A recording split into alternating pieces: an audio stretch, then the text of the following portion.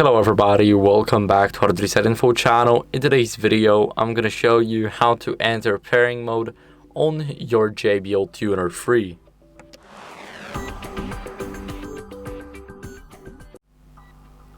So first, what you guys want to do is turn it on. So click here.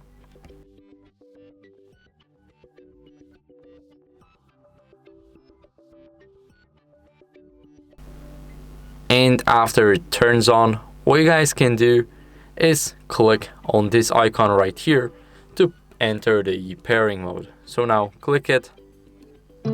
As you guys can see, it says pairing, and whenever we go into the Bluetooth settings on our phone, we will see it. So let it load. Here we have our JBL Tuner 3.